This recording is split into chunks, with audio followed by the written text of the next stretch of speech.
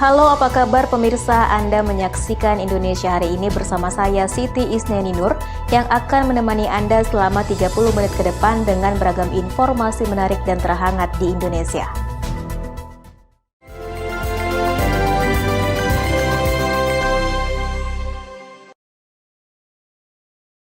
Kita ke informasi pertama, pemirsa. Sepekan pasca pemberlakuan pembatasan kegiatan masyarakat atau PPKM berbasis mikro di Kota Medan, Sumatera Utara, pemerintah Kota Medan masih menemukan pelanggaran protokol kesehatan.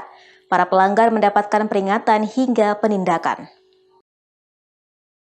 Pemerintah Kota Medan mengakui masih ada pelanggaran protokol kesehatan di masyarakat sepekan pasca pemberlakuan pembatasan kegiatan masyarakat atau PPKM Mikro. Selain memberikan peringatan dan imbauan, petugas penegakan disiplin protokol kesehatan COVID-19 juga telah memberikan sanksi terhadap warga maupun pemilik usaha yang melanggar aturan. Pemerintah kota juga menerapkan dengan pemberlakuan aturan 50% karyawan masuk kantor, kecuali pusat perdagangan kebutuhan pokok dan pembangunan infrastruktur dapat bekerja 100% dengan penerapan protokol kesehatan di tempat bekerja, termasuk menjaga penegakan disiplin prokes pada malam hari, terutama jam operasional restoran yang makan di tempat hanya boleh 50%, bahkan harus tutup pada pukul 9 malam. Ditambah aturan pembatasan jam operasional pada pusat perbelanjaan, pusat kuliner malam harus tutup pukul 9 malam, sedangkan jam operasional tempat hiburan malam harus tutup pukul 10 malam. Evaluasi kita hari ini kalau untuk penjabaran PPKM, peraturan-peraturan yang sudah ada sampai hari ini itu bagus. Sekarang tinggal bagaimana ketertiban kita melaksanakannya, kekuatan kita melaksanakannya ini benar-benar bisa dilaksanakan sesuai enggak. Jangan hanya di lakukan peraturan tapi di lapangannya tidak tegas. Oleh karena itu kita ingin sekali penegasan ini dilakukan oleh pemerintah Kota Medan, tentunya juga didukung oleh Forkopimda. Di sini ada Polrestabes Kota Medan, Belawan juga ada, dan tim kita Kodim ada. Nah, ini kita harus bersama-sama dan juga dengan gugus tugas ini harus kita sama-sama memperketat terus, terutama jam-jam yang sudah ditentukan, jam-jam buka, jam keramaian. Nah, ini harus benar kita perketat biar sama-sama lah, karena Medan wajar dimasukkan tadi oleh Bapak Gubernur karena penyebaran di Kota Medan ini sebenarnya paling tinggi untuk Sumatera Utara. Ada temuan Bang, misalnya masih pelanggaran masyarakat atau ketidakpatuhan masyarakat atau petugasnya yang kurang aktif misalnya Bang? Tentu pasti masih ada temuan. Jadi Medan ada 21 kecamatan, ada 2001 lingkungan, ini harus sama-sama kita jaga. Harus sama-sama kita perketat, kalaupun ada yang melanggar, pasti kita informasikan secara sopan, secara baik. Namun kalau memang tidak bisa, ataupun tetap melakukan atau melewati batasnya, akan kita tindak tegas. Itu dengan nomor satu yang tetap kita jaga. Udah tutup. Kerjasamanya kita Bang ya. Sebelumnya, Gubernur Sumatera Utara Edi Rahmayadi menginstruksikan penerapan PPKM Mikro di 6 daerah, yakni Kota Medan, Binjai, Pematang Siantar, Kabupaten Deli Serdang, Simalungun, dan Langkat. Penerapan PPKM Mikro yang akan berlangsung hingga 22 Maret mendatang ini ditempuh karena angka penyebaran COVID-19 di 6 daerah tersebut masih cukup tinggi.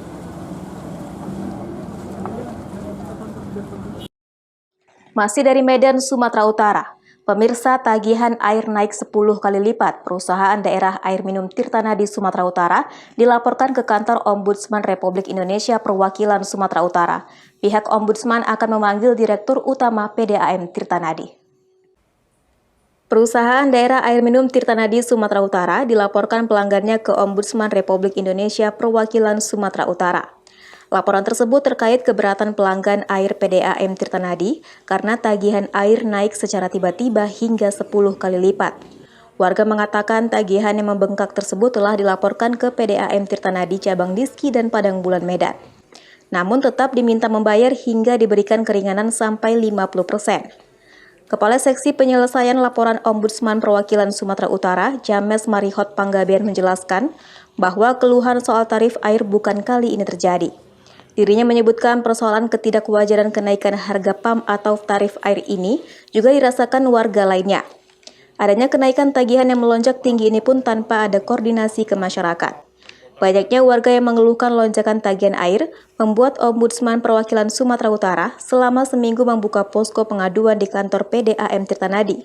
Jika data telah mencukupi, Ombudsman Perwakilan Sumatera Utara akan melakukan penjadwalan untuk pemanggilan Direktur PDAM Tirtanadi.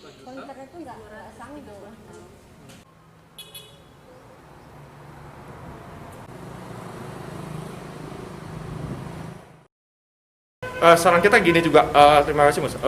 Kita juga sekarang lagi membuka posko, jadi kami juga minta bantuan kepada teman-teman posko pengaduan bagi masyarakat Kota Medan atau masyarakat yang menggunakan layanan PAM Tirtanadi yang merasakan adanya lonjakan tagihan yang tidak wajar dari bulan-bulan sebelumnya. Jadi kami buka posko pengaduan dalam waktu 7 hari ke depan untuk dapat memberitahukan kepada kami agar kita dapat menyelesaikan persoalan dengan cepat juga menyampaikan itu kepada pihak Direktur PAM Tirtanadi gitu. Pemirsa, kami akan kembali dengan informasi menarik lainnya. Tetaplah di Indonesia Hari Ini.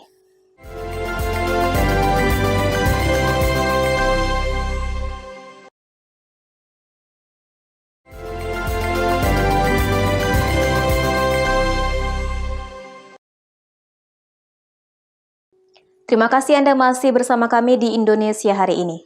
Pemirsa, Putri Aisyah, seorang balita 2 tahun di Tanjung Pinang, Kepulauan Riau, menderita penyakit tumor mata sejak bayi, saat ini membutuhkan penanganan medis secepatnya. Namun sayang, karena kepesertaan BPJS Kesehatan belum aktif menjadi hambatan untuk mendapatkan perawatan. Inilah Putri Aisyah, seorang balita yang lincah dan aktif seperti anak-anak lainnya. Namun, anak dari pasangan Sukatman dan Andreani yang tinggal di Perum Bumi Air Raja Pinang Kencana tersebut harus berjuang melawan tumor di mata kanannya yang mulai membengkak sejak 4 hari belakangan. Sang ibu Andreani menjelaskan, awalnya mata kanan putrinya tersebut tidak bisa terbuka sejak bayi. Setelah diperiksa, Aisyah didiagnosa tumor mata. Andreani menyebutkan alasannya tidak membawa buah hatinya ke rumah sakit karena terhalang biaya berobat. Karena setelah kondisi Aisyah ramai diberitakan oleh media massa, maka Wali Kota Tanjung Pinang telah menyambangi Aisyah secara langsung dan berjanji akan membantu biaya perobatan.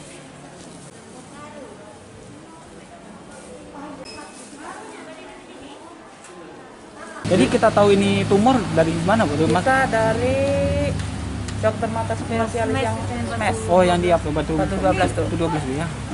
Jadi kemarin tuh nggak bisa ngapa-ngapain kita buat tahu kenapa? Ada halangan apa sih baru sekarang dibawa ke rumah sakit? Ya, kita dari karena kepentok Dan ekonomi lah anggaran ya. dana kan? Ekonomi Iya, ya. iya. Kepala Instalasi Gawat Darurat RSUD Tanjung Pinang Bakri menyebutkan, setelah diperiksa oleh dokter, kondisi mata Aisyah tidak dalam kondisi darurat, namun harus dirujuk ke vaskes spesialis mata di luar Kepulauan Riau, seperti di Padang atau Pekanbaru, bahkan jika perlu di Jakarta. Saat ini pihaknya masih menunggu status kepesertaan BPJS Kesehatan milik Aisyah yang diperkirakan akan aktif pada April mendatang, agar bisa merujuk Aisyah ke rumah sakit yang tepat. Berikan obat salep atau depresan ke penanggal karena sifatnya dia ini adalah untuk pengobatan secara rawat inap tidak lagi, dia hanya rawat jalan saja, dikasih obat karena ini harus dilakukan pemeriksaan scan. Jadi artinya hari ini anggota begitu ya baik saya pagi itu sampai udah berapa banyak kasus itu. Nah, ini saya berusaha karena posisinya dekat dengan Pak Bobi juga bagian dari tim. Febri melaporkan untuk Eva Rina TV. Sementara itu, pemirsa, sejumlah mahasiswa STKIP Sumbar melakukan aksi sosial penggalangan donasi untuk seorang mahasiswa pengidap kanker paru-paru di kawasan Gor Haji Agus Salim, Kota Padang, Sumatera Barat. Donasi yang terkumpul akan membantu biaya pengobatan di rumah sakit. Sejumlah mahasiswa yang tergabung dalam Himpunan Mahasiswa Pendidikan Sejarah STKIP Sumatera Barat melakukan penggalangan donasi untuk seorang mahasiswa pengidap kanker paru-paru di kawasan Gor Haji Agus Salim, Kota Padang, Sumatera Barat. Aksi penggalangan dana yang dilakukan mahasiswa ini terbilang unik. Mahasiswa sebelumnya membuat makanan berupa gorengan yang dibungkus plastik dan juga air mineral kemasan. Sejumlah mahasiswa ini juga membawa spanduk yang bertuliskan aksi donasi untuk salah seorang rekannya bernama Marisna Fitria, 21 tahun, warga Solok yang mengidap penyakit paru-paru. Aksi penggalangan donasi ini merupakan aksi kedua. Aksi pertama yang dilakukan di sejumlah titik keramaian di Kota Padang telah terkumpul uang senilai belasan juta rupiah yang telah diberikan kepada Marisna Fitria. Marisna Fitria, 21 tahun, anak seorang petani dan yatim ini merupakan mahasiswa semester 4 STKIP Sumbar yang mengidap penyakit paru-paru dan dirawat di rumah sakit di Solok, Sumatera Barat. Dengan ketiadaan kartu BPJS dan tidak adanya biaya, membuat Hima Pendidikan Sejarah STKIP Sumbar tergerak membantu meringankan beban biaya pengobatannya di rumah sakit. Kini Marisna Fitria masih menjalani perawatan intensif di Rumah Sakit Tentara di Kota Solok dan sangat membutuhkan biaya pengobatan. Aksi donasi ini akan terus dilakukan sebagai bentuk kepedulian kepada Marisna Fitria agar mahasiswa tersebut cepat sembuh dan bisa kembali ke kampusnya untuk melanjutkan pendidikan.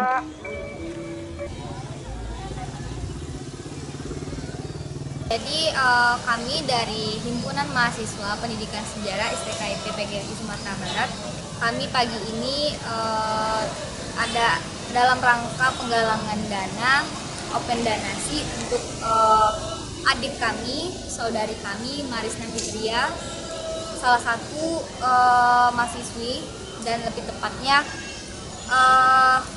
mahasiswi pendidikan sejarah yang sekarang semester 4. Jadi Fitria ini dia apa bang? Udah dipastikan dia menderita kanker paru-paru, udah kronis TBC, anemia, dan juga kelenjar getah bening. Jadi si Fitria ini dia habis ditinggalkan juga oleh sosok seorang ibu dalam hitungannya itu udah 2 bulan yang lalu dalam keadaan sakit. Jadi kami inisiatif dari HIMA, Himpunan Mahasiswa Sejarah, melakukan penggalangan dana besar-besaran, mulai dari pertamanya kami ini udah penggalangan dana kuartal kedua bang. Yang pertamanya kami itu penggalangan dana waktu kalau nggak salah sekitaran tanggal berapa lupa, itu udah ada inisiatif dari kampus juga, alhamdulillah, dari organisasi selingkungan OKA juga. Dana yang terkumpul penggalangan dana pertama itu alhamdulillah ditotalkan secara keseluruhan 14.600 sekian. Dan dana pertama itu kami juga udah menyerahkan ke Marisna langsung, ke kakaknya, ke ayahnya juga. Ayahnya juga seorang petani. Pemirsa, Indonesia hari ini akan kembali setelah jeda pariwara berikut.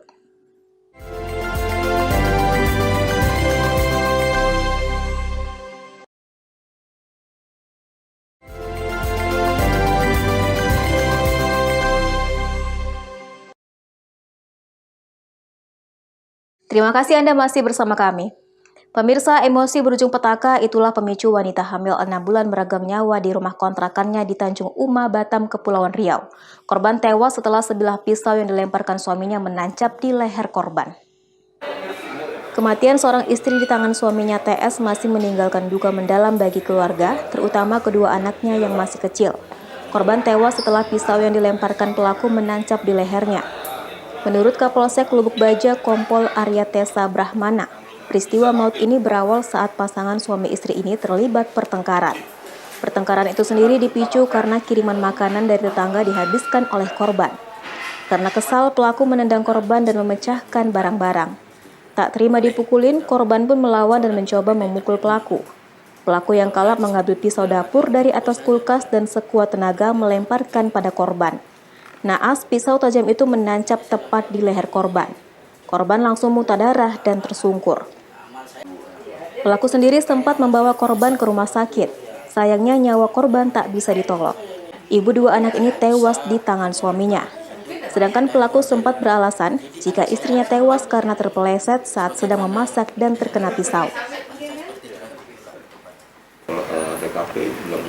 Jadi terkait terduga pelaku, itu awal mulanya adanya perselisihan paham antara terduga pelaku dan korban, di mana dikarenakan terkait soal permasalahan makan, bahwa istrinya sudah makan dahulu, setelah dia kembali dia istrinya sudah makan.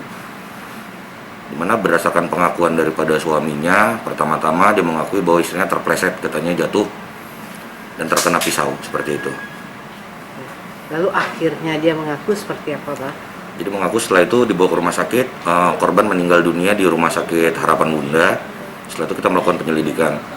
Berdasarkan hasil penyelidikan, kita temukan ada beberapa kejanggalan. Hingga kita lakukan penyelidikan, kita lakukan otopsi juga, hingga dapat kita simpulkan bahwa telah terjadi diduga pembunuhan oleh terduga pelaku, seperti itu.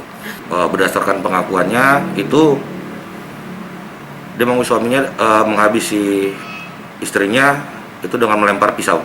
Emosi itu gara-gara berantem, Pak. Gara-gara sering saya tidak pernah mendengarkan omongan saya. Situlah awal mulanya. Karena sering juga nasihatin kan, tidak pernah dengar. Jadi saya merasa gimana? Capek kan menasihatin dia kadang-kadang, cuman tambah dia terus melawan terus kan, itu aja membuat saya itu kesel. Atas perbuatannya pelaku dijerat pasal 338 dan atau 351 tentang penganiayaan berat yang menyebabkan korban meninggal dunia. Sementara itu, pemirsa, tim Tarantula Satres Narkoba Polres Tanah Datar kembali menangkap pelaku penyalahgunaan narkotika di daerah Padangganting, Kabupaten Tanah Datar, Sumatera Barat. Dari tangan pelaku, petugas mengamankan barang bukti 2 paket narkoba jenis sabu siap edar.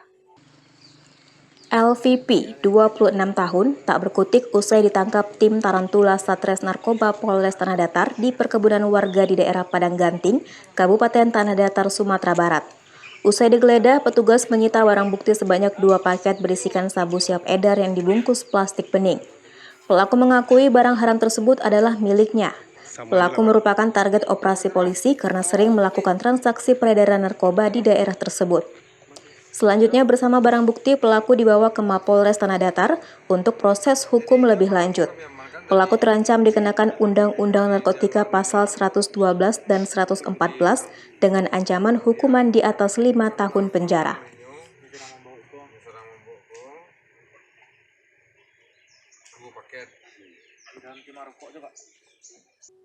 Pemirsa, informasi tadi menjadi segmen penutup jumpa kita kali ini. Tetap saksikan Indonesia Hari Ini untuk menambah ruang informasi Anda. Saya Siti Isneni Nur mewakili kru yang bertugas pamit undur diri. Terima kasih dan sampai jumpa.